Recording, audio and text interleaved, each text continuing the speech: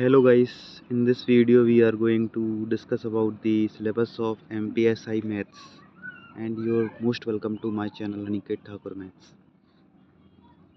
तो अभी अभी 26 या 27 जनवरी के दिन मध्य प्रदेश सरकार ने एक राजपत्र जारी किया है जिसमें मध्य प्रदेश की जो एसआई एग्ज़ाम होती है उसका पूरा जो सिलेबस है उसको चेंज कर दिया। तो उसमें अलग अलग पार्ट्स हैं और उसका एक पार्ट जो है वो है मैथ्स का, MPSI मैथ्स, और ये पार्ट जो है 150 मार्क्स का है। इस पेपर का नाम है reasoning and data interpretation overview. तो इसका हम सिलेबस यहाँ पे डिस्कस करते हैं स्लाइड्स के थ्रू, ताकि आपको पता चले कि MPSI की मैथ्स के लिए अपन को क्या क्या पढ़ना है। ठीक, तो बढ़ते हैं नेक्स्ट स्लाइड पे। ये जो है जो ऑफिशियल मध्य प्रदेश का राजपत्र था 24 जनवरी को जो जारी किया गया है, तो ये जो है पार्ट बी था, सेकंड पेपर का पार्ट है ये part B, reasoning and data interpretation 150 marks का है। तो इसका जो पहला टॉपिक है बेसिक न्यूमरेसी एंड स्टैटिस्टिक्स। तो इन सारे टॉपिक्स को हम स्लाइड बाय स्लाइड डिस्कस करेंगे धीरे धीरे। तो पहला जो टॉपिक है बेसिक न्यूमरेसी एंड स्टैटिस्टिक्स। तो बेसिक न्यूमरेसी और स्टैटिस्टिक्स, और इसके साथ एक और थर्ड टॉपिक है प्रोबेबिलिटी। तो गाइस, बेसिक न्यूमरेसी का मतलब होता है आधारभूत संख्या ज्ञान। तो इस आधारभूत संख्या ज्ञान में बहुत सारे टॉपिक्स आ सकते हैं अगर हम ब्रॉड वे में देखें तो, जैसे कि ये आप टॉपिक देख सकते हो। बेसिक न्यूमरेसी के अंदर आता है LCM, HCF, BODMAS rule के क्वेश्चंस, डिविजिबिलिटी रूल, एवरेज भी आता है बेसिक न्यूमरेसी में, परसेंटेज भी, रेशियो प्रोपोर्शन भी, मिक्सचर एंड पार्टनरशिप भी, एंड टाइम एंड वर्क भी। तो इतनी सारी चीज़ें बेसिक न्यूमरेसी कंसिस्ट करती है। लेकिन जो मुझे लगता है कि जो बेसिक न्यूमरेसी से उनका कहने का मतलब है वो अप टू एवरेज है, क्योंकि परसेंटेज उन्होंने अलग से दे दिया है, रेशियो एंड प्रोपोर्शन उन्होंने अलग से दे दिया है। मिक्सचर की कोई बात सिलेबस में कहीं की नहीं गई है और टाइम एंड वर्क की भी बात कहीं की नहीं गई है। तो up to fourth topic LCM, HCF, BODMAS rule, divisibility rule and average, ये जो 4 टॉपिक हैं ये हम बेसिक न्यूमरेसी के अंदर देखने वाले हैं। ठीक, गॉट इट। चलो बढ़ते हैं नेक्स्ट स्लाइड पे। फिर अगला जो टॉपिक एसआई के सिलेबस में है वो है data handling and interpretation. Data handling में अपन को चार्ट्स दिए रहते हैं, ग्राफ्स दिए रहते हैं। बहुत सारे क्वेश्चन ऐसे देखे होंगे जिसमें ग्राफ्स दिए रहते हैं, ग्राफ्स का कंपैरिजन करना पड़ता है। कभी कभी एंगल पूछ लेते हैं, कभी कभी ऐसा पूछ लेते हैं कि जैसे मान के चलो एक कार के शोरूम के अंदर कार की सेल्स दी गई है, तो पूछेंगे 2016 और 17 में किस ईयर में सबसे ज़्यादा कार सेलिंग हुई है कंपेरेटिवली, या परसेंटेज किसका ज़्यादा है सेल करने का। तो वो सारी चीज़ें आती हैं डाटा हैंडलिंग और इंटरप्रिटेशन में। तो इसमें चार्ट्स, ग्राफ, टेबल्स तो एक ही चीज़ है लगभग। डाटा सफिशिएंसी भी उसी में आ जाती है। मीन, मीडियन एंड मोड, ये बिल्कुल सिंपल चीज़ें हैं। मीन, मीडियन और मोड, इनके एक एक फार्मूलाज होते हैं और फार्मूला भी ब्रॉड वे में होते हैं। इस जो कंपटीशन में आते हैं मीन, मीडियन, मोड के क्वेश्चन बहुत सिंपल होते हैं। बस इसमें जो एक अलग से चीज़ है वो है स्टैंडर्ड डेविएशन।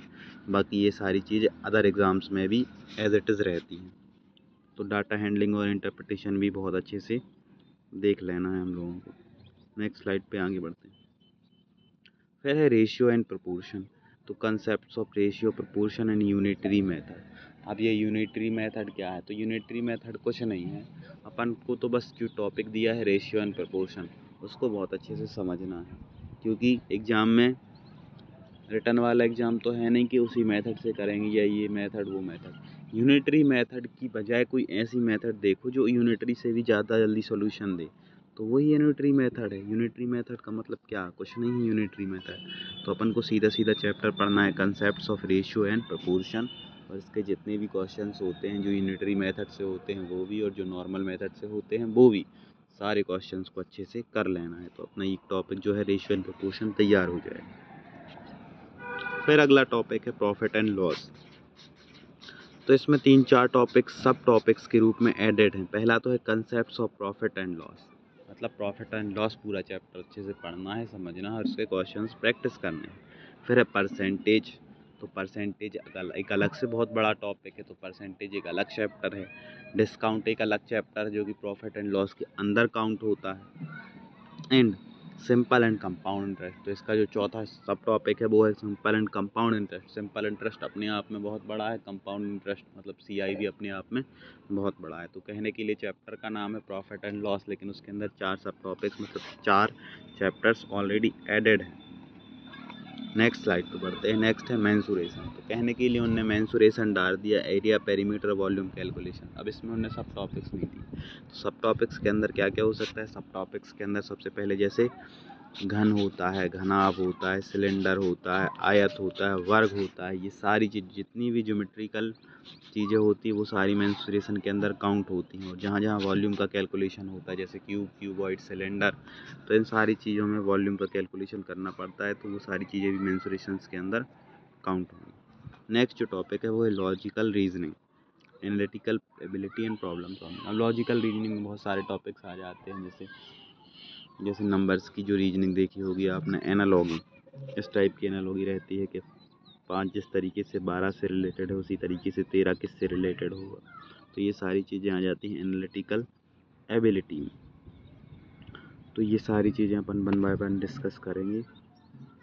तो MPSI का जो सिलेबस है थोड़ा सा ब्रॉड है, तो इस ब्रॉड सिलेबस को अपन को देखना होगा, समझना होगा और इसके सब टॉपिक्स को डिवाइड करके पढ़ना होगा, तभी जाके MPSI का जो एग्ज़ाम है उसको अपन कॉम्पिटिट कर सकते हैं। क्योंकि 150 की जो मैथ्स है, 150 मार्क्स की जो मैथ्स है वो एज दिला सकती है आपको अदर कॉम्पिटिटर्स के मुकाबले। क्योंकि अदर जो इसमें कॉम्पिटिटर्स होंगे वो होंगे ज़्यादातर UPSC, MPPSC वाले, तो उनकी जो मैथ्स होती है वो उतनी स्ट्रॉन्ग तो नहीं होती है। लेकिन अगर आप चाहते हैं या जो पहले से MPPSC एस्पिरेंट हैं वो भी अपनी मैथ्स को स्ट्रॉन्ग कर सकते हैं, क्योंकि ये 150 मार्क्स जो हैं सिलेक्शन में